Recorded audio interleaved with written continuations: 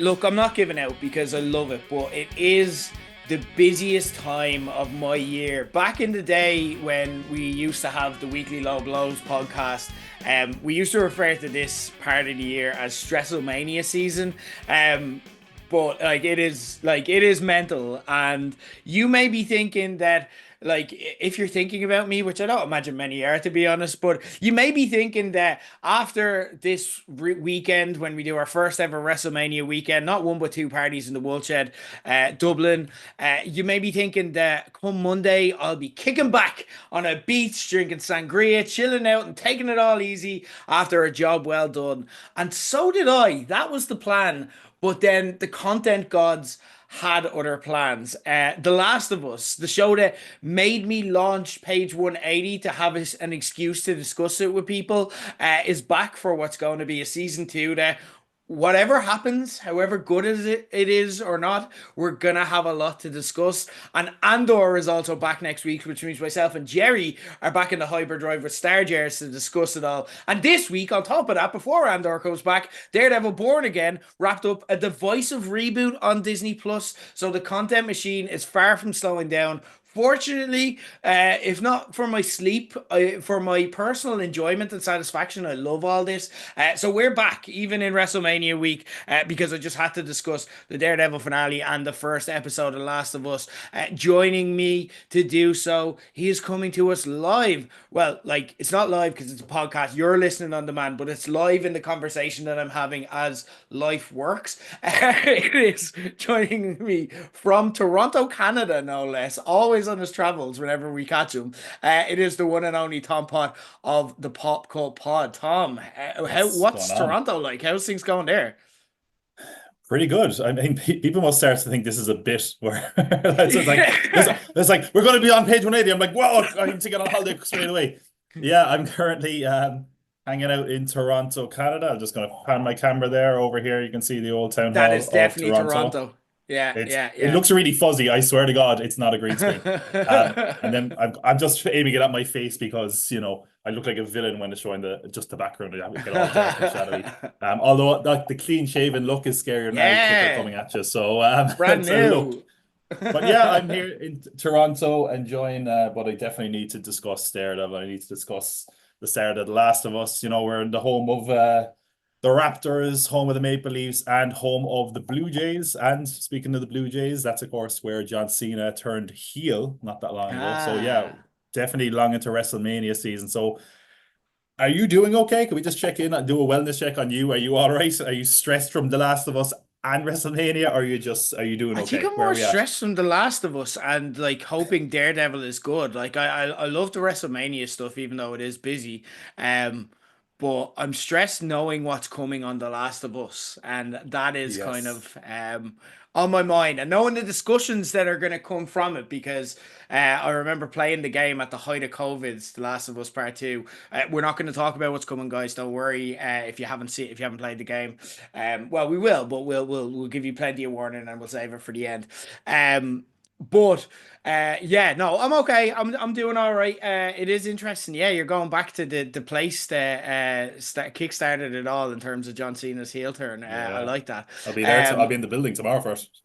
oh wow, oh unreal. That's Yeah. class. Yeah.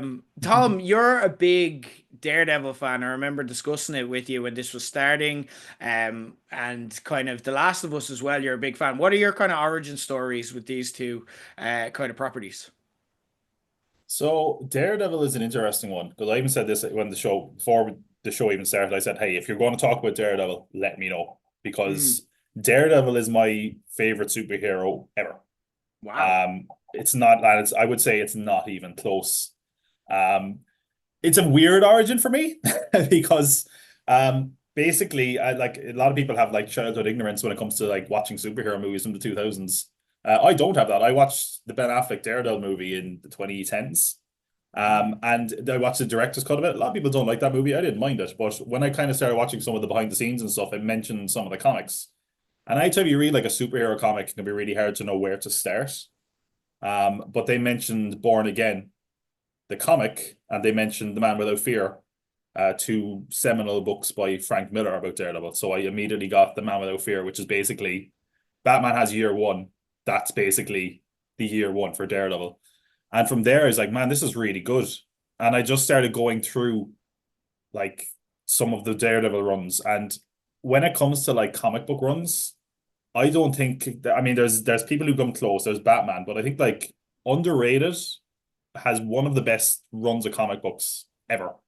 And people like it's very easy to brush off Daredevil because people are like, oh yeah, the blind lawyer. Ha ha ha. No, no, this is a character that has had some of the best comic book writers in the industry work on it.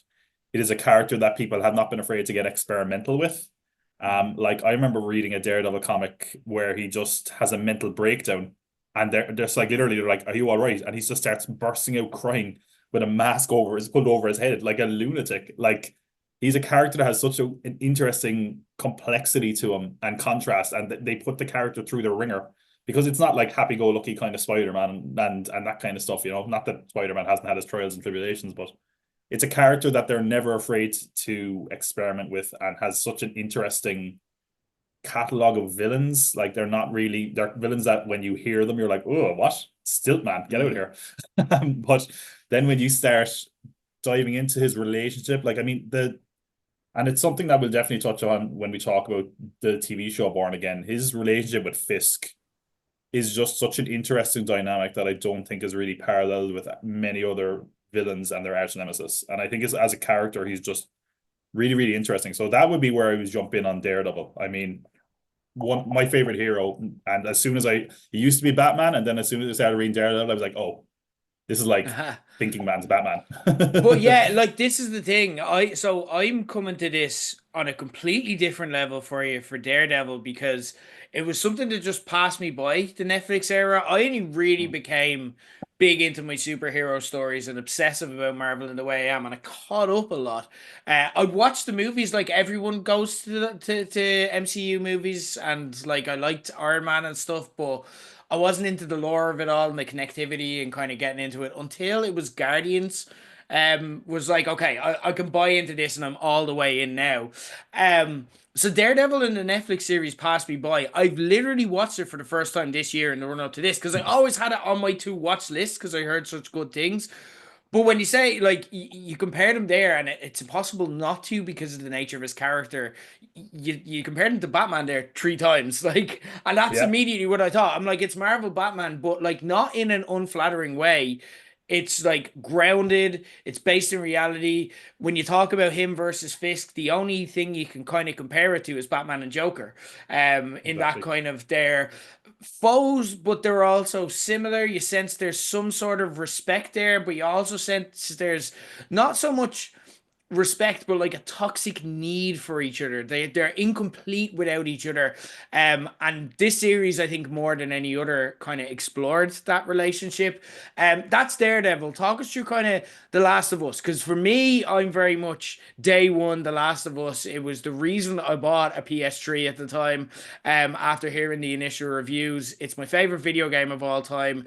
The Last of Us 2, I've spoken about before. The video game was something that it was a weird comfort that I had during the height of COVID, and I played it like obsessively, and I love that game. There's a lot of people who sour on the game. I'm someone who very much thinks it's a masterpiece. We obviously did page 180 and started this show because I wanted to discuss the Last of Us series. Um, so well documented my fandom of it. Where do you come in? Are you a day oneer as well, or did you come late to the party? Are you a gamer, or did you come in with the TV show Catch Up Later? What's your kind of Last of Us origin story? I I'm pretty much as close to a day one as you could be. Yeah. I like Naughty Dog are one of my favorite developers in general. When the first game came out, like obviously I'd seen all the trailers and all the hype building into it, and I was on a J1 in America when it came out, so I was basically not gaming for months. And I saw it coming out and I saw the reviews and it was like unparalleled in its acclaim. And I was like, oh, I can't play it. So it took me ages to actually get to the game. So I got to it when I got back. And yeah, same as you, I fell in love with the game immediately. It pretty much straight away went into my top five favorite games. Mm. It By the was opening one that, credits, like. yeah. Oh, I think there was such Like, an amazing atmosphere to it, and like there's some games where you're like, because and I don't think we have this debate anymore. We used to have a big debate about, oh, are video games art, or oh, are they just stupid playable things? I think like there was an era like around this time where it was like not even up for debate anymore. And when it comes to the first Last of Us, I've lost count of how many times I've played it. I played it at least 3 times because I bought it every time they put out a new version of it. So please stop. I'll be broke. The second one I played again, it came out kind of I wouldn't say the tail end. It's the summer of COVID, I suppose we'd call it. I literally got my summer holidays and got the game the day of it, and it was like, here we go. So I tore through it. One of the only video game videos on my YouTube channel is a review of The Last of Us Part 2. And so you can go back and check as my views consistent on it. But I have not played it since. I'm hoping to kind of play through it, week to week with the show, which is what I've been doing in replaying the first game now. And that's going to be a bit of a joy. But yeah, I mean, I love this game. I love this series. Hopefully we're getting a third one, which is what a lot of rumors are suggesting. But yeah, I'm pretty much been there confirmed. since the ground floor as well. HBO confirmed it after the premiere. Oh, I meant the third game. The third game, yeah, I know. Yeah, give me that. I don't want to say because I can't. Yeah, so tough. Guys, in terms of this is into the spoilerverse, and we are going to talk freely about spoilers of the shows that we're watching. Okay, in terms of The Last of Us.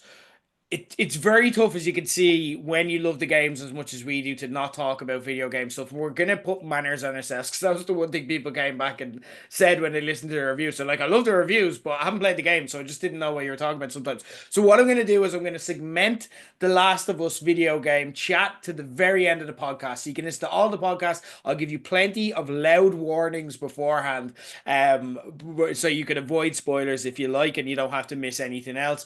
Daredevil as well. Obviously, Born Again is a comic run, but I'm not sure it's a like-for-like comic run. But again, there could be things that, there could be things that are indicative and stuff like that as well. So look, we're talking about the TV show, and we'll talk about that with that. We're not going to get super in-depth because I want to respect your time as a listener. I want to respect the fact that Tom is joining us on his holidays as well. So we're going to give you a high-level view of these just because we needed to discuss this in some form, whether I'm preparing WrestleMania or Tom is in Toronto or not. That's how much we love these properties. So with that as well, we'll start off with Daredevil, and kind of what I want to discuss based off your setup is that this meant a lot to me because of how much I cared about it, watching the series obsessively and falling in love with it like it is my favorite Marvel show ever. And I've only watched it once, and I've only watched it very recently. And this meant a lot to me because I grew to care about the characters, even though I watched it in such a short space of time, so quickly. These are characters that you've lived with, and you've obviously watched the Netflix show as it aired, and you've followed these characters for over a decade now. So this meant a lot to you. And before we get to kind of the ending and the plot and stuff like that, the start of it in the first few episodes were divisive. Me and Kev chatted about this when we caught up previously, discussing just after the premiere. I was very out of it after the first episode, but they kind of clawed me back by the end of the second. I had strong opinions about some of the creative choices they made in the first episode, but I've said my piece, and I'll kind of recap it for the benefit of anyone else as we go. But I very much want to hear what your thoughts were like as this debuted, in comparison and with all the weight you put into Daredevil stories. I was a little bit conflicted on as well, I would say. I think it's kind of hard to discuss the show divorced from the context of the behind the scenes that we've kind of learned along the way, which, if you're not aware, is basically seems like the show was almost made and then they scrapped it and remade it. There's been a lot of changes behind the scenes. The general consensus is that they basically made a show that wasn't really connected to the Netflix era and then tried to retroactively make it connected to that. And that led to the decision to kill Foggy, which I thought was discuss it. Talk to me about that, because that upset me quite a lot. I want to know your thoughts. I think it was lazy. Storytelling wise, it did kind of just seem like we need to get these actors to trick people into thinking it's continuing the Netflix show and then get them out of there. So Karen was gone most of the season. Yeah. Foggy's dead. Now, people have been resurrected in the Netflix MCU before, And the in the comics. Daredevil continuity and the comics. So Yeah. maybe it'll come back, but it wouldn't really fit what this world they made here. I Yeah. thought like I agree. the story and the idea of Daredevil having to hang up the costume is an interesting story thread, but to say that's right, Daredevil, he's back. Oh no, he's not. Never mind. After like 20 minutes in the first episode, and then he's not Daredevil for a long time, is going to sour a lot of people. Now, I will say there was positives to that as well. The Netflix series didn't really do a lot of lawyering, and I know that some people are like, good. That's a big part of the Matt Murdock persona, and like a part of the fun of the comic is often him like playing those two roles, because they complement each other perfectly, possibly better than a lot of other superheroes. The idea that in a courtroom he's using, the role of justice to send criminals away, and at night he's going outside the realms of justice to put criminals away. Like there's a great dichotomy there that often didn't feel like it was very explored in the Netflix show. And there was moments where I thought that the lawyering stuff worked here, but it really felt like from the intro they just tacked it on to basically get back so they could make the show they wanted to make before people realized that it wasn't going to be the Netflix show. I think they turned it around by the end, but I hear the complaints, and I definitely think as much as there was good episodes in this run, that were clearly not part of the reformatted show, like the bank episode. It's, I think, again, fun episode, really standalone episode, but very clearly, and they've actually confirmed that this is the one they didn't touch after the show was reformed. It looks like it, and it feels like, and because of that, this whole show has the problem that it very much feels like two distinct shows pushed together. Yeah. And there's a lot of characters as a result of that feel like they're either unnecessary or just they're not really sure what to do with them. There's a lot of characters as well that they feel like they just were like, we need to bring back this character that we'd already written off in the Netflix series, so we need a new version of that character. Like there's basically a new version of Wesley. There's a new version of Ben York, which is Ben's daughter. It's like, it's a little bit messy. And it was always going to be messy when they were bringing back something from the Netflix era and also hoping that was going to bring new people in. But it was a rough start. Like I thought the first episode I didn't mind. I liked the kind of bullseye fight. I also think it did something really awkward, which is like we should be able to see Daredevil swing around and going around the rooftops, but it did not look great here, which is kind of a shame. But I think it as a show, it took a while to find its footing. And I think by the last two episodes, it was like there, I think. I totally agree with what you're saying in terms of it felt like a series very much at war with itself. And it's going to make it interesting because when Kev and I sit down at the end of the year and we rank our top 10 TV shows, I don't think it's going to come anywhere near it, but that doesn't necessarily reflect the week to week experience I had because the highs were really high. When it got there, it got there really well. The problem was I just wanted the show to pick a lane. I was open to what they were pitching with like, we're going to do a completely new story here. Okay. If you told me that on paper, I'm open to it based off the strength of Daredevil's appearances in the MCU and the likes of She-Hulk and in the likes of No Way Home and so on. I'm like, okay, I can get behind this kind of more light and fun version of Matt Murdock. Like if you make it work for a series, I'm there. And we saw it really click in episode 5. That was the one that I thought, and the cameo with Yusuf Khan in there as well. And that kind of tie-in, and it's a gentle MCU tie-in that I thought they got right. And like even kind of the Irishness of it as well. As soon as I'm like, oh no, they're gonna do Irish stuff here, it was on the right side. They got it right, just about. Like you were ready to cringe, but they never made you cringe. And I could have been up for that, but like, and there's a part of me that's like, yeah, like give me something new. Don't just give me season 4. But I hated the opening. I hated Foggy dying. I thought that was I thought it was the MCU broing Netflix show. Like saying, yeah, you're good and all, but it doesn't actually matter that much because now you're in the MCU. You used to worry about, you used to be a little Hell's Kitchen superhero. Now it's all in New York. You know what I mean? And that's what it felt like. It felt arrogant by the MCU to just write off Foggy, and I thought it was a big miscalculation for how much we care about these characters. They don't have to be, I said it there. I'm like, they don't have to be in the show, Foggy and Karen.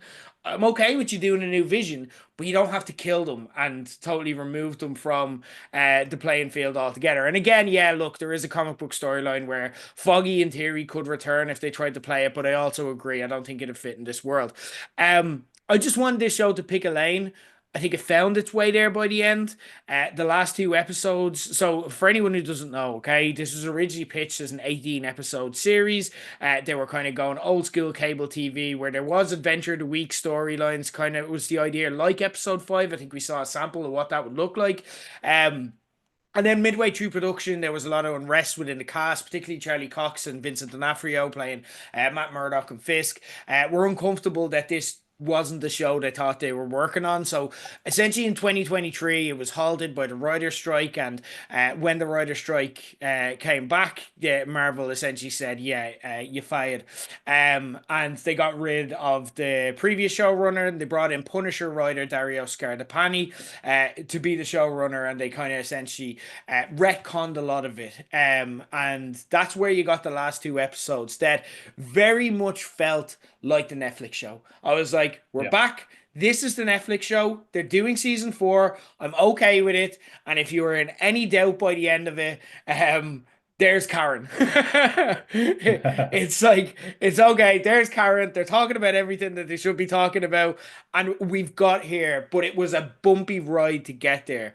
And that's not even saying that every episode was bad. It just didn't feel like they were all in the same show, and that makes sense when you know about the production. I enjoyed each episode in a vacuum. It felt very like The Mandalorian season 3, where I'm like, I enjoy being in this world, but I don't see how the 6 episodes connect to one another, you know, or the 8 episodes connect to one another. And that's kind of where we are. But we are where we are with the last 2 episodes. How are you feeling about it now? Like, are we back on track? Is this where you wanted it to be? Because I'm not sure it necessarily.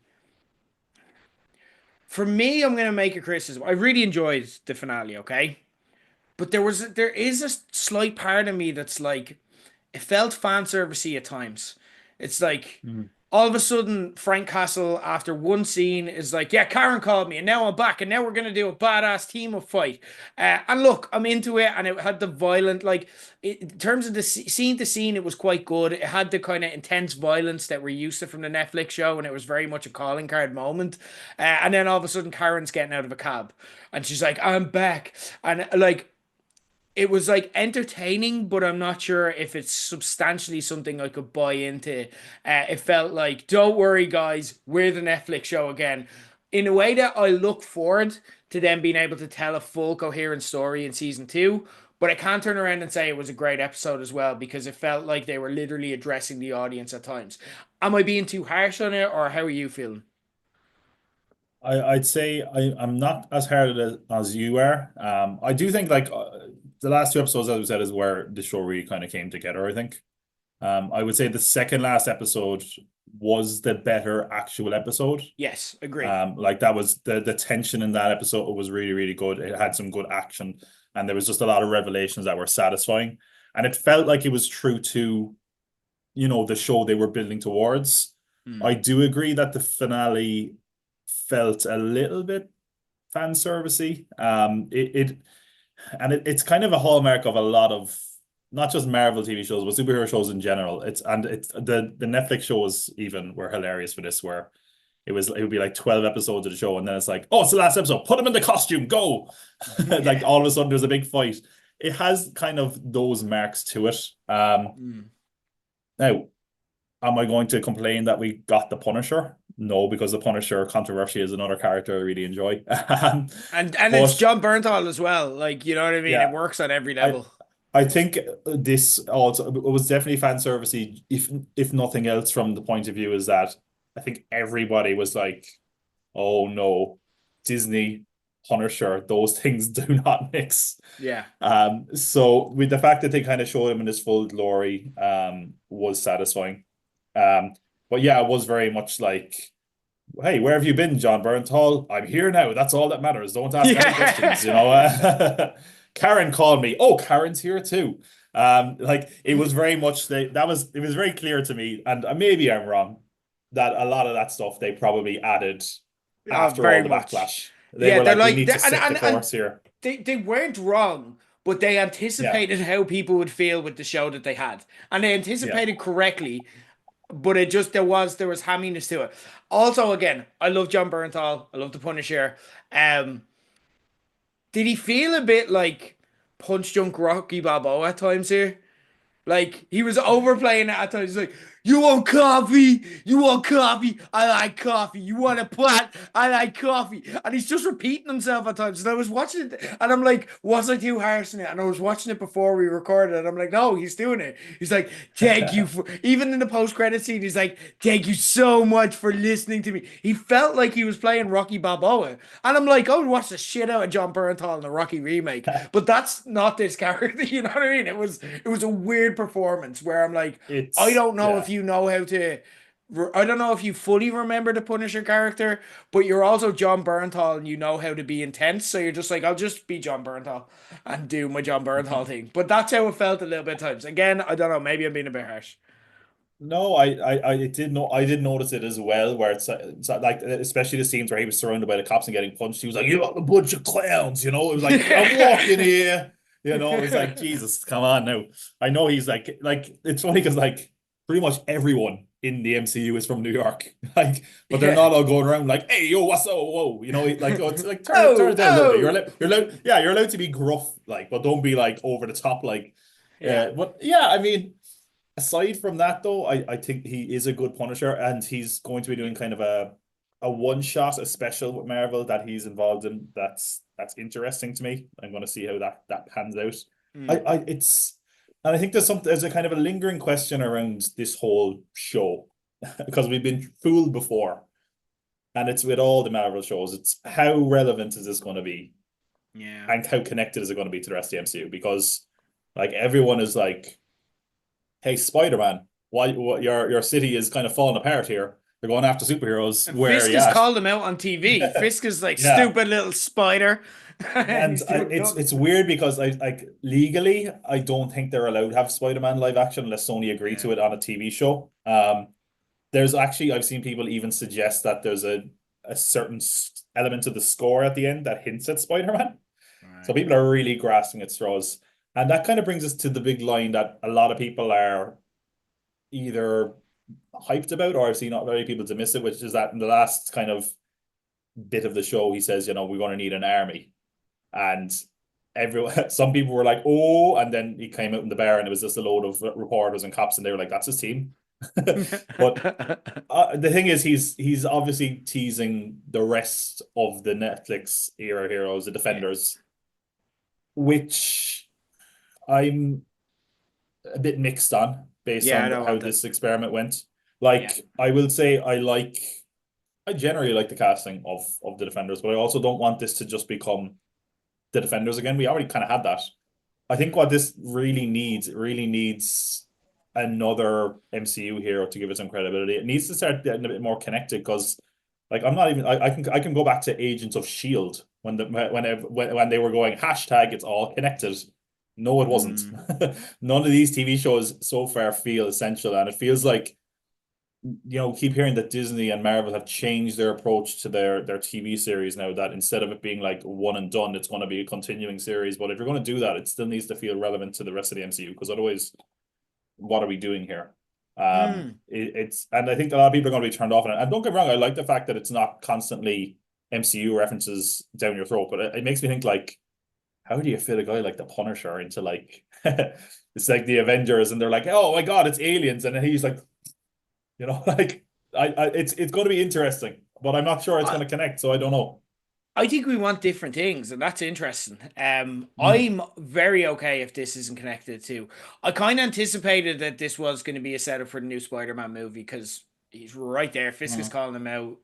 it's appropriate for Spider-Man to come in. It's at the stage where it's like that so many Marvel shows get into, and it's like, at what point do the Avengers come in? Because the world is at risk here. You know what I mean? And now that's it with New York. So it's like Peter Parker should definitely, he is an interest in this. Like this is happening.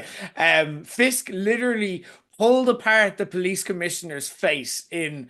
By the way, I just want to say, like, that was incredible. It was crazy. gruesome, but like to see that in the MCU, I was like, yes, now we're sucking Diesel. That was fucking sick. Like, but like in kind of the way that you know the original Netflix show made you feel. I'm very okay with this being its own thing. I don't want it to get diluted by the MCU-ness of it all. I hear what you're saying in terms of like, but not doing that brings a question of relevancy to it, and I Mm. very much appreciate that. But there's also a I, quality element here that I'm into. Like again, I'd be very okay if Kamala Khan was like, you know, showed up, and I think that's going to happen. I think they've signposted that. mm, But again, like she's also off kind of doing West Coast Avengers and setting that whole stuff up. She's in California right now. Um, but like I don't need it to have that. She-Hulk again kind of makes sense. But then again, you're diluting kind of the base of you're kind of positioning it in a very, we're gonna give you all the failed TV show characters. So there's that too. But if it becomes an MCU fest of cameo, cameo, cameo, I think the core of what makes Daredevil work as a show is that you care so much about the normal everyday minutia of the characters and their relationships and the little things. It works as a TV show where the hero just happens to be a superhero, and it's about the everything mm. else as well. It's about the rivalry. It's about the need for power. It's about the toxicity, like we said, of him and Fisk's relationship. How they're codependent. You know, they hate each other, but they need each other to exist. Um, that's kind of the I themes that think I like. So it's I don't know if I necessarily want the I MCU of it all. I kind of see both sides of it. I definitely want the show to be its own beast. I would like if Mm, there was crossover because I think in a playground like this version of the MCU, you can show different aspects of characters. Like again, Daredevil as a character, we kind of highlighted this already. Daredevil can be played a number of different ways. He can do the light, fun, bouncy kind of thing, and also the dark, brooding thing. I think it would be a real shame if we never got a world where Daredevil and Spider-Man don't interact. If yeah, Iron Fist and agree. Shang-Chi never interact, Punisher and even like a version of Captain America are really Mm, interesting. But like, I also understand that not everybody wants that, and that anytime you bring over a character from a TV series, there's a chance that it might blow up in your face or not necessarily be true. It might not satisfy either party. You know, the people who haven't watched the show are not going to have an interest in it. The people who are watching the show might say this isn't the same character. yeah, You know, I think they're also kind of slightly terrified after they brought Kamala Khan, and I really liked Miss Marvel. I like that character. yeah. She was in Captain Marvel's, and the movie just kind of fell apart and Mm, underperformed. So I think they're kind of scared with what yeah. they're going to do with some of these characters, and that's kind of the problem and why they seem to be changing their approach to TV shows because they've basically made all these superheroes in the last 5 years and they don't necessarily know where to put them or what to do with them. Mm. So I And I don't think know. that's my concern because I would have very much been, and I probably have been in the lifespan of having Page 180 as a show and discussing a lot of this. There would have been a point where I would have been like, oh, we get this character and we get this character and being excited by that. But I think now I'm at the point where I don't trust Marvel to make that work in a cool way anymore. So I'm Yeah. like, leave my Daredevil show alone. This is something I like. And when if you do this right, it's a nice little cool area of the Marvel like universe where I can just enjoy and feel this is going to be good and it's going to focus on characters I care on. But I think the likes of Deadpool and Wolverine showed us that I'm like when they do that next level of stuff, and Deadpool and Wolverine is an entertaining movie. It's not a bad movie by any means. I think it's kind of getting that reputation within kind of, you know, I think that's how it's aging a little bit, but Mm. I don't want to slide it. I did enjoy it. But it didn't do that well. Like in terms of like it Yeah. did it funnily, but it didn't do that in a cool way, which was a value add to Marvel as a whole. It did it in a way where scene to scene, it made for funny gags, like killing Yeah. off, like bringing in Chris Evans, but he's Johnny Storm, or bringing in fucking Blade and going there ain't gonna be Wesley Snipes and having him say there ain't gonna be no other Blade. Like that's funny or like bringing in Electra and having her go, yeah, I don't know where he is. You know what I mean? That's just funny for a gag, but it's not a value add. It doesn't make me think this is so cool. Think of the possibilities. And I just don't want Daredevil to become that because I think Marvel, the brand is cheapened now, and the brand of Well, Daredevil is still high in spite of this only I have one a season. question on that note. I have a Okay. question. What do you think is going to happen first? That we get Charlie Cox as Daredevil in a Marvel movie, or Ben Affleck back as Daredevil in a Marvel movie? Ben Affleck, 100%. I think Like, as well, isn't that? But isn't that kind of fucked up though? Like, yeah, yeah, like, and well, like it depends. Like, if Deadpool like 4 was on the slate, we're getting Ben mm, Affleck. That's gonna happen.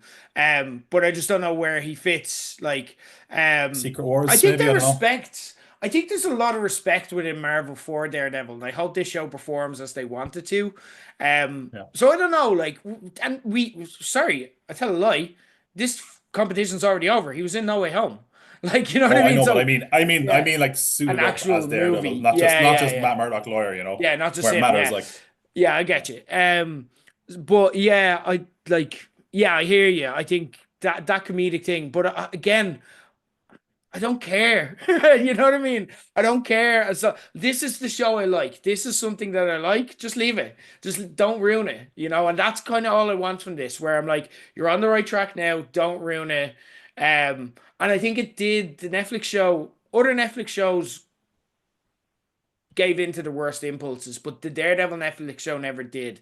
They were so yeah, restrained in how they referred to it because technically that was within the MCU, but Kevin Feige just didn't give a shit about it, so they were limited in what they could and couldn't do, and they didn't need it. But there was little mentions. You could see like references to the Battle of New York in newspaper clippings on the walls and stuff like that. So you're like, okay, we are in the same universe, but it doesn't matter. And I suppose that's what I want from this. But I do hear, like, again, if you don't do it, then you step back from this project and go, well, what? Like it's Moon Knight. It's like, why did that need to be mm. here? It's nothing. It's not connected to anything, and that's kind of the weird Marvel space we're in I now. just want something. I want a little bit of the Marvel playground, a little bit, but I do Yeah, want it to be yeah, its own thing. I don't want it to just be like, oh, every episode there's a new Marvel hero shows up, a little bit Monster of the Week, like. But I do want it to have something because there's elements of the Daredevil character that we never get to explore because he's kind of in his own sandbox at the moment. yeah. You know. Yusuf Khan, I thought they did perfectly. I thought that's the Mm. level that this works at, and it's not gratuitous. It's fun. It's not something that if you don't even recognize who that is, it doesn't take away from the story. Same with You the don't need Swordsman, to. yeah. Yeah, exactly, exactly. That level I'm okay with. Peter Parker, I think him showing up, very happy with that. If Daredevil is in the new Spider-Man movie, very happy with that. It's natural. It works. It makes sense. That's the level that I'm at, but don't be gratuitous with it and don't fuck around with Daredevil for the sake of it to get your cool Marvel things in because it's not that cool anymore. We could probably talk, and if we went into plot by plot and beat by beat, but I am conscious of time, like I said, so we'll move on to The Last of Us, which obviously came back with the first episode of its second season last week. And the thing with, and again, we're not going to talk about the game, but I do want to bring up the game's position within the cultural conversation to set the tone for the conversations that we'll have here, but we're going to have over the next few weeks. And The Last of Us 2 game, I read an article on it that was it nailed it because it spoke about how The Last of Us 2 could have been just a game about Joel and Ellie continue to go on their adventure. And there's a little bit of the decision at the end of the first series of The Last of Us and how they reckon with that. But ultimately, it's just they don't mess with something that worked as perfectly as the first game did. The Last of Us 2 Part 2 didn't go that way. It was bold, it was brave, it was controversial, it was not afraid to upset people. For me, episode 1 here is almost more bold. And here's why. If we're like looking at it, and again, I'm so sorry for talking about the game for people who don't know it, but just to give you context, at the start of the game and the equivalent part of this, there's a beautiful scene, and the episode title of this is Future Day is called Future Days. The reason it's called Future Days is because there's this beautiful scene where it's not set in the same timeline and it's shortly after Joel and Ellie have got to Jackson. They're very much on the same page. And there's this beautiful scene of Joel teaching Ellie how to play the guitar and singing the song Future Days by Pearl Jam to her. And that's the song they're showing her. And there's that moment of closeness here, which the TV show totally denies you. And that's big with what we know is to come. Um, and it makes it really jarring for the audience member. Again, if you've no idea what's going to happen, you're just a TV show watcher as well. It's really, really jarring to the audience member. It's taking away that beautiful relationship that you've waited 2 years to get back to, and it's taking that away from you and frustrating you for reasons you don't understand. Um, and that was the first thing that kind of stuck out to me in this, where I'm like, they're not afraid to go for it, but it is like they're making bold choices already. How do you feel after the first episode? What's kind of sitting? What thought is sitting with you in terms of your first impressions of season two? I think what you said there is something that you kind of have to discuss. And again, it's not really a discussion about the game, it's a discussion about the narratives that come from the game. The Mm, first series and the first game are incredibly emotionally effective, but they're very not. I say they're basic, and that doesn't. I don't mean that as an insult. I mean that narratively, it's very much start at point A, get to point Z, a few bumps along the way. The second game is a lot more complex, narratively, structurally, and it kind of had me nervous coming into season two because if I did have a complaint from the first season of the show, I thought the pacing was really erratic at times.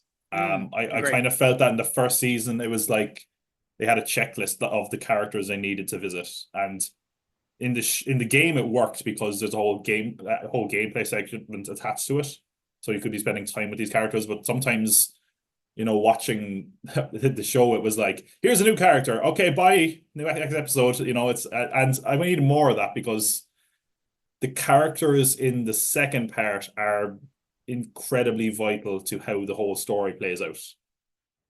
And my concern with it was that they're tackling something much more ambitious, and whereas the first season was kind of one to one, you can't really do this one to one without really restructuring things and moving things around.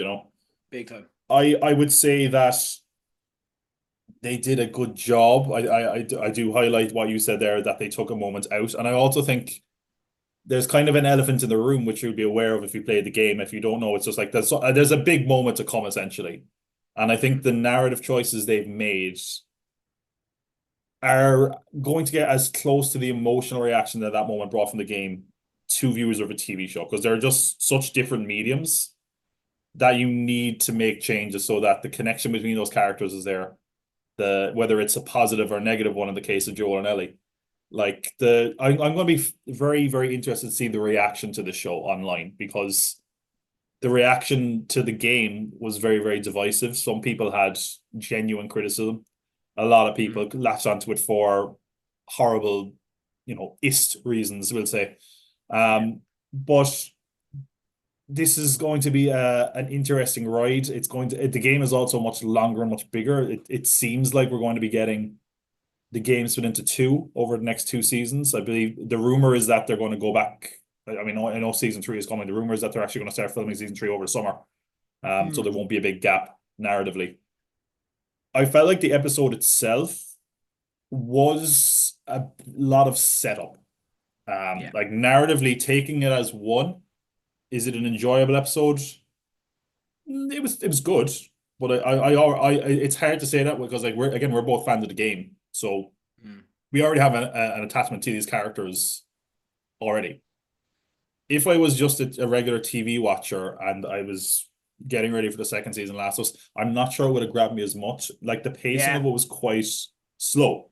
And Yeah. again, considering I just said the opposite with the first season, I thought that was an interesting choice. Now it's totally essential that they do that for what's to come. Um, but as Yeah. a singular episode of a TV show, was it the most satisfying episode? No. Was it the most satisfying premiere of a major TV drama? Definitely not. I actually I'm gonna make a comparison to another zombie show, Okay. which is going to be Walking Dead. Now, I've heard this. I could talk for a long time about Walking Dead positively and negatively. Mm, It's one that also really showed the horrible structure of modern television, the way it mm, aired. It was always like big premiere, 6 episodes of filler, big mid-season finale, going on. They very famously did a big thing with a character. I think it was the season 7 premiere. I'm not going to say what it is, but you probably know it, yeah. if you know anything about the show. And it was such a We can say that divisive, much. yeah, Yeah. it was a divisive moment that basically kind of tanked the show's ratings. That never the show seemingly never recovered from it really. Yeah. And here it feels like they didn't want to make any big moments here. Um, because I think a lot of discussion, because again, I'm saying where the elephant in the room is it has reared its head again. I'm seeing headlines everywhere that's like, was this moment in the show? No, Yeah. it wasn't yet. Is it going to be there soon? I'm not sure. Narratively, it Okay. might not be. So I'm less convinced of when it's going to appear now based on what we've seen here. But like there was a lot of things that really did work that I'm sure we'll get into. But yeah, that's my I say general thoughts. That was a Okay. lot of thoughts. That was a lot of thinking. No, no, no. I agree. I think it's interesting for anyone just watching the TV show. I think yeah, you do definitely have to reset your expectations about what this show is because of the source material it's saying. And again, without saying anything about that source material, this is something where, yeah, you'd literally be going into a new adventure every single week, meeting a new character, and then that character's gone. And then they're in a new adventure, and that's very much in tone with how the first game is. This is different. We're going to be spending a lot of time with these characters. We're going to be in a lot of the same settings. There is the risk, the worst case scenario of this is that it falls into kind of The Walking Dead. And I have heard that comparison done because it does feel like that, where it's like, it's a community. We've all found each other. We've saved ourselves from the apocalypse. What can possibly go wrong? And that was the plot of like 9 out of 10 of the Walking Dead series. Like you know, Yeah. um, but I think the show just has more in kind of what it gives us. Like, and I love the additions. And I think now is a good time to get into what we liked. Um, on the positive side, anytime this show adds something, it just never fails. Catherine O'Hara's character, Gail, the therapist, um, she is a show ad. And Catherine O'Hara, you just have me every time she's in any project, especially these days. She's aging like wine. She is phenomenal, but like kind of got to show dramatic chops that she doesn't get to show in many of the roles that she takes these days because she's so funny that people want to use that. And it's not that she's not funny here; she very much is. But she's almost steering the story. Like when we heard she was hired as a therapist, we're like, even if you know what the plot is, you're like, yeah, I know what that's all about. And I can guess a lot of it. But she actually has so much more emotional weight to the story and defining the characters. And I think that was a huge add for me. I loved Isabel Merced, I think it is, as Dina.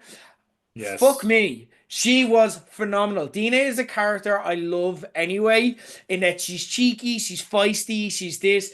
But actually, I think she's got this character better than. There were some uncomfortable moments in season one where Bella Ramsey was at her absolute peak, where I'm like, there was of course the famous when Bella Ramsey first got cast, there was the whole "not my Ellie" controversy, and then she proved everyone wrong, and she's like, no, she's a great Ellie. And there were times where I was like, did I like that more than Ashley Johnson as Ellie? You know what I mean?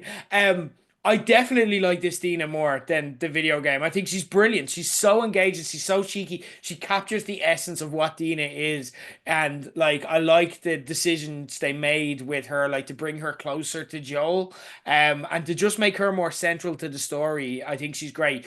On the flip side of that, I wasn't as big on young Manzino as Jesse. I don't think he's kind of hit yet. He'll get opportunities to do so, but I'm like, he's very self-serious in a way that the Jesse I know isn't. So I'm just yet to be fully sold on him. I like the idea and the theme that we don't really get much of in the game of Jackson being kind of a complacent kind of haven now at this stage. It's almost too used to peace. Mm. Like even when you kind of get the tendrils and the pipes, there's barely a shrug, you know, and that should be a cause for concern. Like Joel and Tess knew they were danger of the tendrils in episode 2 of this series, which was 5 years beforehand. So why are people not freaking out when they show up and they're just like, ah, we'll just pull them apart here. Nothing's gonna go wrong. I don't know why I'm in Daredevil talking with this weird New York accent, but like, Oh my God, the Punisher is here. yeah. And Pedro Pascal is the last thing I want to call out. I love old Joel having softened a bit, having embraced it. I think it's perfect for what they need him to do. And growing into kind of his cool uncle era, you know. I thought his act, his decisions and his acting and the little choices he made were perfect. There were two moments that stood out to me. One was the end of the conversation with Catherine O'Hara. They just lingered on his face for a bit while he kind of reckoned with everything he'd done. You can see the guilt, and then kind of he brings. I love seeing a character have an arc in one scene, and he brings all of that kind of guilt, the shame, and the everything, thinking about what he's done, which is important for him to have that moment of self-reflection. And then he steels up and hardens, and he goes, "I saved her," and he walked out, and that's where Joel is going to lie every time. But we got to experience him on that journey in a way that we've never experienced as fans of Last of Us before. And then there was the moment in the dance, and again, very similar in that it lingered on him for just long enough and let him go through that emotional kind of roller coaster in a matter of seconds. Where Ellie tells him to fuck himself basically, and she doesn't need his help. And in doing that, she's stripping his reason to exist away. Think about how powerful the first season was, where he's sitting down with Ellie and she's like, time heals all wounds. And he turns around to her and says, it wasn't time that did it. Basically saying, it was you that did it. Her then saying that strips him of that. She say like that he has told her and been vulnerable with her and told her, you're my reason to exist and live rather than just exist. And in doing that in front of everyone, she's just taken that away from him. And we could see all of that play out without Pedro Pascal needing to see a word. So I think this show hits heights that it can never fail to be, it can never fall into being The Walking Dead, because it's doing all of these things and operating at a level at its peak that The Walking Dead just never did. Yeah. So I love those little parts of it. I thought that they were great. So what were some of the things you appreciated? But I do want to say first, on the Walking Dead note, this show is nowhere near The Walking Dead. The Yeah. show is Oh, way it's above The different Walking Dead. But leagues. Different leagues. as I was saying, The Walking Dead is what I can all talk about because of how much basically you can see how it's based on the dynamics of TV at the time, and it's horrendous. Yeah. And I say as someone who's like The Walking Dead and loves the comics and all that, but yeah, I mean, this is on another level prestige wise. I would say a lot of the stuff you mentioned is the stuff that I also highlighted as really, really good. I thought Isabel Merced as Dina was honestly, I think she was better than the game character as Yeah. far as introduction. I thought she felt a lot more layered. Thought you could see like how likable it was and why Ellie would like her, and that Yeah. totally worked for the dynamic that goes ahead. Her being so close to Joel was a great choice. It just is an excellent decision because it's going to make it all the more hurtful when Ellie and Joel kind of separate as they are at the moment. It kind of twisted the knife a bit more. Yeah. And I think that's the other thing that I thought really, really worked. The Ellie and Joel stuff, it was heartbreaking, man. It really, like, genuinely, and I know it's a scene. It's like, and I want to say on this note, Warner Brothers, HBO, really lucked out in having to adapt this for TV, because they can just basically be like, see that, just make that, do exactly what that is. Because the dance in the barn is like, it's the game, like the same song and everything. They nailed it. And it's that scene in general, like, you genuinely, if you're invested in these characters, and especially coming from like the high of season 1, your heart is just broken watching it. Like, it's so upsetting. And again, we had that great scene. Catherine O'Hara, as you mentioned, is excellent. Having her in this and the whole therapist kind of idea is an interesting one. I don't know what HBO and therapists, they love having their main characters go to therapists since it's Sopranos. I don't know what it is, but again, I think you need that kind of analysis of the Joel character. And there's a lot of the stuff they do. is basically because when you're playing in the game, you're already immersed in the world. You're already slightly invested in these characters. You're getting to see the little nuances of their character as you play through it. Obviously, we're losing that in a TV adaptation. So I think a lot of those changes have benefited that. I do want to give a shout out to a great joke I saw about Catherine O'Hara, which is that how can she give Joel parenting advice when she left her child alone twice? Which was great. Aside from that, like, was there anything else that kind of jumped out to me as outstanding? Not not majorly. A lot of the stuff is kind of again set up, as I mentioned. I do want to talk about the Abby character, Okay. and her introduction, in the opening scene because that's kind of a big change. Huge. We don't like we find so basically as is revealed in the opening scene of the show of the new season is that Abby is a Firefly, and Abby has connection to the people that Joel slaughtered at the end of the first season to get uh, Ellie away from the Fireflies. We don't get any more information about that, but we know that she's basically vowing to track down and kill Joel. In the game, that doesn't happen until much later. And it speaks to kind of the split narrative that the game has. I thought doing that here was a really good change. I'm not seeing everyone agreeing with that. Some people are saying otherwise, but I think some of I think they're actually trying to avoid some of the backlash of Yeah. the game with that decision as well. Because with the game, when some of the actions that Abby takes and some of her storyline in the game comes kind of later, and some people are kind of upset by the quick, almost jarring change. Even though narratively it made sense in the context of the game, they just kind of weren't a fan of, I guess, being blindsided. Because Abby Can is a can character we that can we just like let's do video game chat? It's becoming okay. impossible for us not to do it, okay? So Abby, good, different. Yeah, but there's a choice there. We need to talk with video game spoilers. So I'm warning, hey, you person that's only half listening to this in the background. Hey, hello. I'm getting your attention. We're going to do spoilers for The Last of Us. You're going to get the best part of The Last of Us. Essentially, this is the equivalent of like Game of Thrones Red Wedding level spoilers. Like, if you do not like do not keep playing if you're doing that, okay? I'm trying to just make this obvious long enough. We're going to talk with spoilers. We're going to talk with spoilers. We're going to talk with spoilers. No one bitch at me. I've shouted into the microphone to warn people about this, okay? We're going to talk with spoilers in 5, 4, 3, 2, 1. Joel dies. Oh! Oh! Finally. Negan kills Glenn. Negan kills Glenn.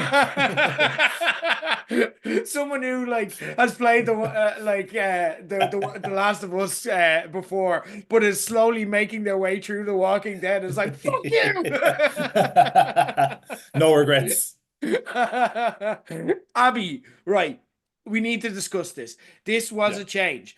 They made Abby's motives clear in the very first scene. She's like, I want to kill Joel. That is very clear. And with everything going on, I feel like if I didn't know the story, I'd guess what the big thing that everyone's talking about is because they made that. Was that I hear what you're saying about they do need to do, and I agree. And I'm not saying the game is wrong, but the game is its own entity because the game is supposed to confuse you, disorient. Like the game is about experiencing it, and that's why I recommend people play the game beforehand, not just watch it or hear about it or get spoiled. Play it because you have to live in this character's shoes. I kind of got a feeling, and I was playing this as the day it was released.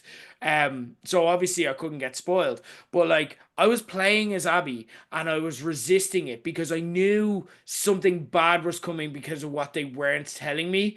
And I was almost like letting her get killed by zombies over and over again until I'm like, I can't actually move forward and I do want to play this game. So I have to actually go through it. but they don't explain her motives until deep into the game, like almost the full length of the first Last of Us game, before you even start to explore why Abby did what she did. Whereas they're coming out in the first scene of this, just telling us, this is what I want to do, and this is kind of why I want to do it. I think it's important for the game to have done that because we need to feel how Ellie feels. We need to want to go on that Ellie streak of vengeance, and then the game needs to turn us around by the end of it. Um, Whereas I definitely agree that we need to understand Abby's rationale a lot more because we don't get to experience that like living as her. But did they tip it too far by having her say, "I want to kill Joel"?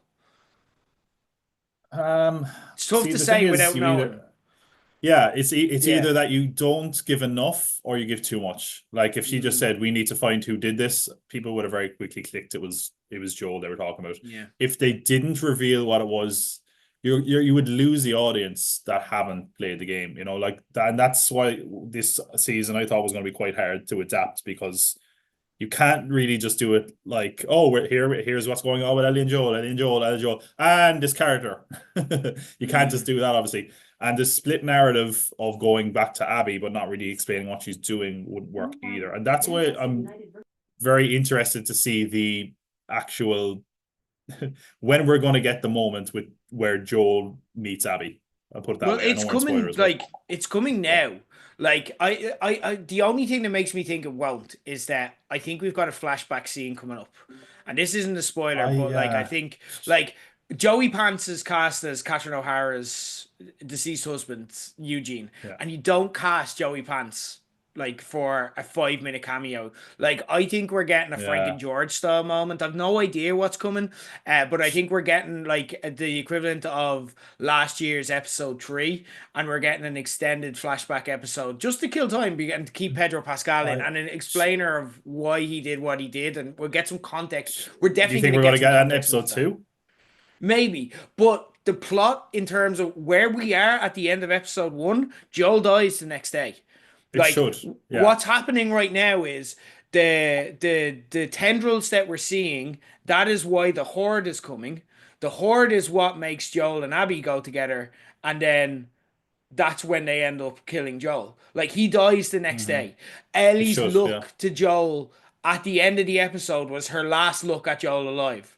And the heartbreaking thing that they're taking away from us is we have that flashback moment where they kind of have a conversation and we learn that much later. I don't think they're going to give it to us. I think that is her last look at Joel alive. She's never going to see him alive again. Um, and Mm. I think so. It's coming either in the next episode, and if it's not, it's because we either get an Abby flashback episode or we get maybe the Joey Pants episode. But you can't go kill Joel and here's Joey Pants. Like everyone's happy to see Joey Pants, but once they kill Joel, you're gonna need to go. What the fuck? You can't just We're go. We're gonna do a yeah. fun side mission episode. Like We're so. definitely it's like narratively it should come next. I'm just wondering. It we can't have a flashback episode next, surely, because it would ruin the impact of Joel and Ellie not speaking to each other. If they're kind of Abby flashback. I think we might get. I think they may. Abby flashback I could see. We're Yeah, also I think they. there's definitely going to be an episode where is it that what do they go to what's the name of that place? Those space places where rockets are. What do I they call think that's those? coming way later. I know what you're talking about, Maybe. but I think that's coming way I later. don't I think think it's going to that. come soon, but we like Yeah, we're definitely getting we're going to get a couple of flashback. I could see us getting 2 flashback episodes this season, to be honest. yeah, I And agree. again, that's why the narrative of this is very odd, and that the fact that I think we're going to get at least 2 flashback episodes makes me worried that they're trying to push out Joel's death on purpose so that they have like Mm. kind of a hook for next season. I don't think they're going to do that. I think they're much smarter than that. But I think the big discussion I've seen a lot of people having is like, hey, why wasn't that moment in the first episode? And Yeah, yeah, you don't want future people to get days. turned off. Yeah, you don't want people to get turned off like in the first episode, be like, oh, they killed the one character that Oh I really, yeah, really no, liked. that no, You Joel's know? death. No, Yeah, they couldn't have yeah, done it. And why would you do it when you've got Pedro Pascal as good as he is? exactly. Like, Yeah. no, you can't. So no, I'm very much. It would have been. ballsy. But no, it's too much because like you've been away from these people too long. Like, and even the production side. I know you shouldn't make it based on Yeah. production, but it's like Invincible coming back after years away and then doing 4 episodes and then taking a break for 2 months. You do have to take into consideration how long we spent away from these people and give us some time to settle back in and enjoy them and remember the relationship before you do anything with it. So I totally agree it shouldn't have been in there. I think what's going to happen is, right?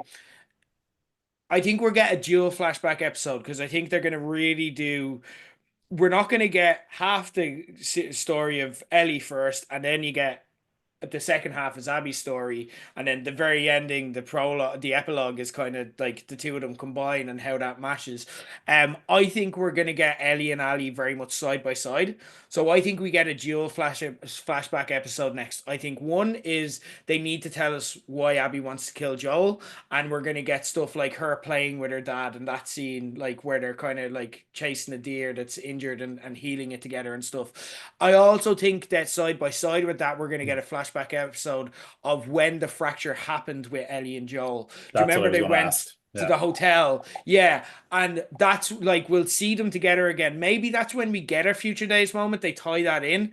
But I found it really interesting that they had the Tommy sniper scene, which is a very small scene from the game, but they had that in this episode. But that is how you get into that scene with Joel. So they've given us that, and maybe that just made me think, oh, we actually need to get that. So we understand why the Yeah. fracture. We understand that Ellie has felt this way. Ellie's going to look younger. She's going to look different. And we're going to be very clear that this is closer to the Ellie we left in season 1 than the Ellie we have now. And then we're going to be like, oh, this has been this way for some considerable amount of time, because that's going to make the Joel thing hurt so much more. Like, this is going to hurt all over again. But when it hurt in the video game, it hurt because Ellie had to watch Joel die and she loved Joel. And we just had that future days moment. And you could sense there was tension there, but it was very much like surface level teenager and fighting with their dad's tension. But this is not that. This is she hates Joel. And then she's going to watch him die. And in that moment, as the light drains from his eyes, she's going to realize, I don't hate Joel. I forgive you. I'm so sorrowful. And that is what's going to drive her revenge narrative. And that's going to hurt in a big, big way. Like we've never been hurt before. So I think that's what's coming personally. But also, where does Joey Pants fit in? I need to. Where does Joey Pants fit in? There's always room for Joey Pants. They'll find room for him somewhere. You can't have a show without Joey Pants. Yeah. Hopefully on the lower half here, buddy. But yeah, it's tough. Stalkers. Let's talk about that because I think they really amplified that stalkers are a fucking pain in the ass. Like I think they really got that in this. It was Jesus. It was creepy as hell, wasn't it? Yeah. It'll be interesting, like, because in the game, obviously, when they introduce like a new clicker or a new zombie or whatever, it's like, oh, because we're going to see them throughout the game. It'll be interesting to see how that gets payoff in the context of the show. You know what I'm saying? Yeah. But like this, I don't think we meet stalkers until much later in the game, right? No, I we've think it's stalkers just, in the first game. do we? I'm pretty sure we've All got right. stalkers in the first because I All right, maybe. replayed the first game. Do you remember that? Do you remember that level where Joel gets separated from Ellie, and he has to find the charger? He falls down, but then he walks into an area where there's like 2 bloaters, and I think there's loads of stalkers in that area as well. Oh, yeah, right. It's I just an think so. Yeah, absolute you're right. fucking pain because you're like, Yeah, I'm trying to fight a bloater. Stop giving me stalkers. Like this is yeah. impossible. It's so difficult, especially But on a yeah, the difficult stalkers level. definitely feel like they've been amped up. So that's what I Yeah, was like, this is a whole new enemy there's because yeah, something compared to happening like here. the Yeah, game one. Yeah. So yeah. it'll be interesting to see what the payoff there is. Like Mm, somebody is probably going to get eaten by a stalker. The yeah. question is, I don't know who. I'm not sure. Interesting.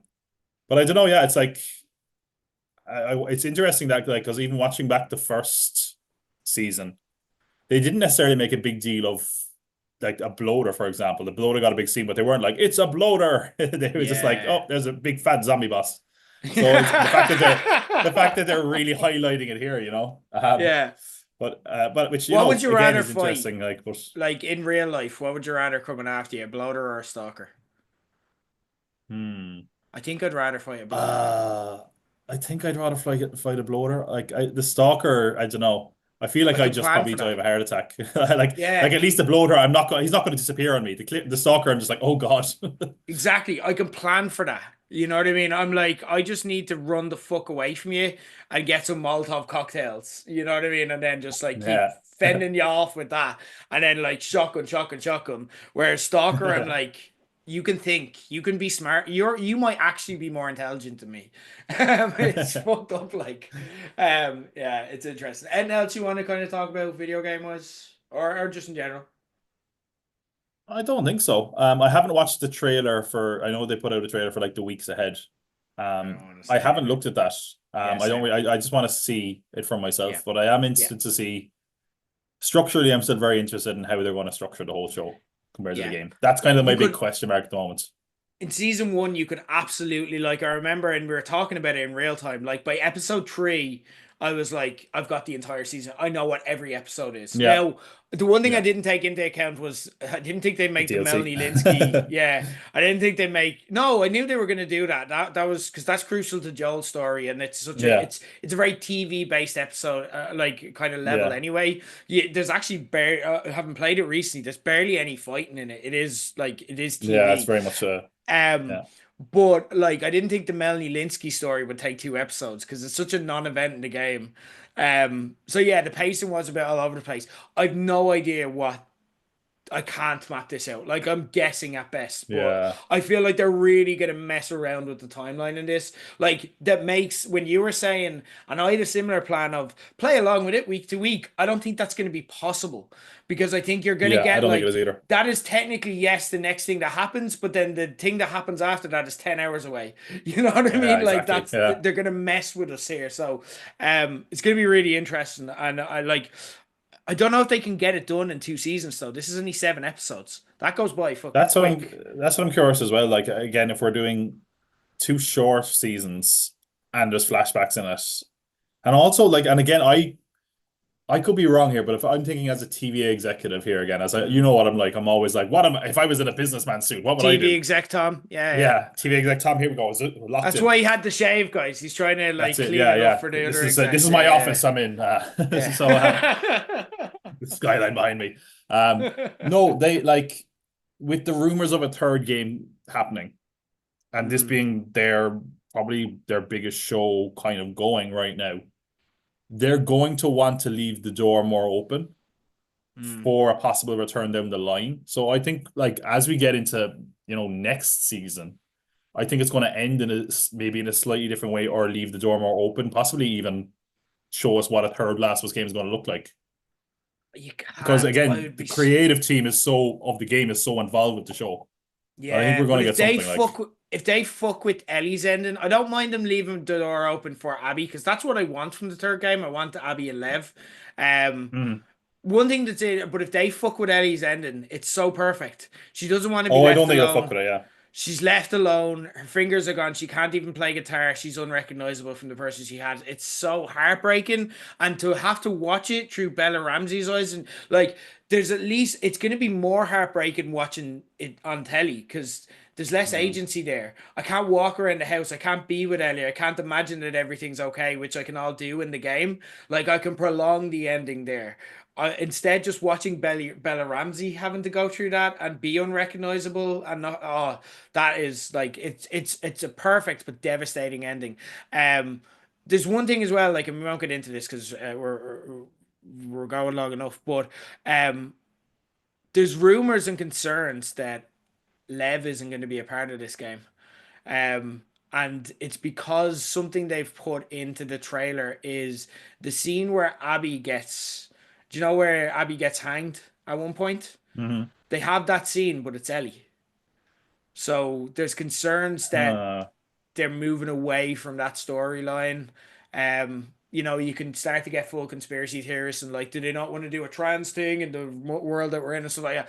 We don't know, but they need to have Lev in there. That's huge. That is Abby's redemption. Like, I can't believe that they won't.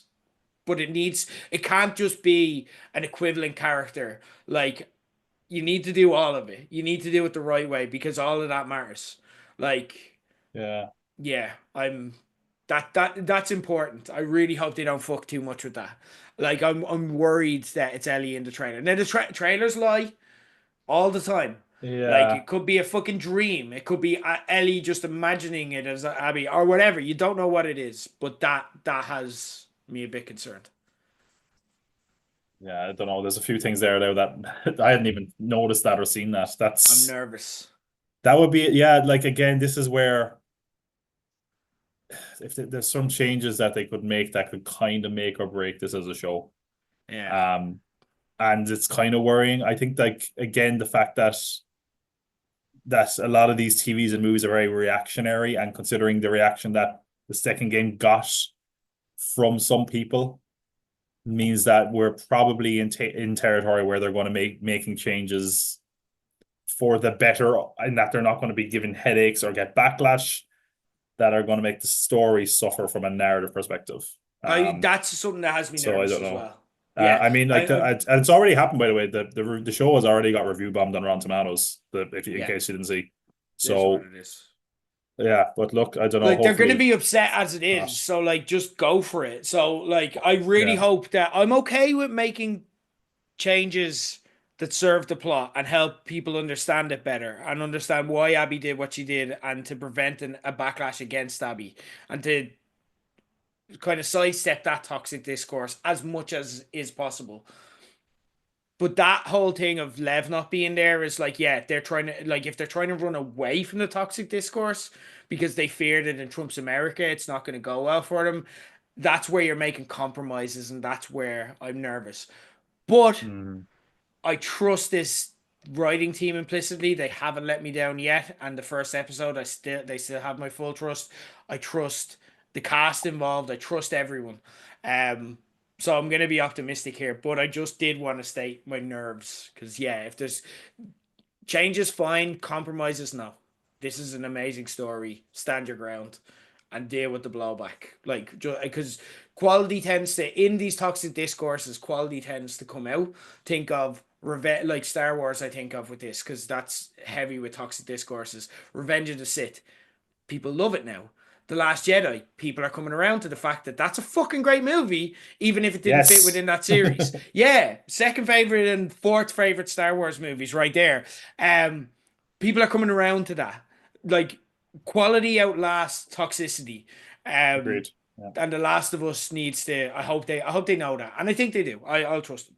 Anyway, Tom, we're gonna have much more of these conversations. We're gonna tip through it. It'll be between your Kev and yourself, and we'll try to do some team ups if we can make it happen throughout the weeks. But I'm looking forward to continue these conversations as we go on. In the meantime, enjoy Toronto, the rest of Will it. do. And for anyone else, we will be back discussing The Last of Us and Andor. We're going to be here quite a lot over the next few weeks, but it's going to be a lot of fun. Andor's only 4 weeks old, though, because they're doing 3 episodes a week. It's a very strange release schedule, but we'll tip through that with Jerry on Stargers, and we'll be chatting The Last of Us with Kev and Tom as we go on. Until then, WrestleMania this weekend in the Woodshed. If you haven't got tickets, don't waste your WrestleMania. If you're not going to Vegas, this is the way to do it. Netflix is for raw and random Saudi Arabia shows, and it's fine to like watching on Netflix, but don't waste your WrestleMania just because it's easy. Give yourself one to remember you'll be talking about for years to come. That is in the Woodshed. Limited tickets left on eventbrite.ie at this stage. Sunday is probably going to sell out. Saturday is going to come close. It is absolutely going to be insane. Until then, I've been Ger Leggett. This has been Page 180. He's been Tom Pod of the Pop Cup Pod. Follow him on YouTube and everything else. We'll put the link in the show notes. And until next time, what do you call a grizzly's ribs? Barbecue. Love Dina. What a legend. Fucking legend.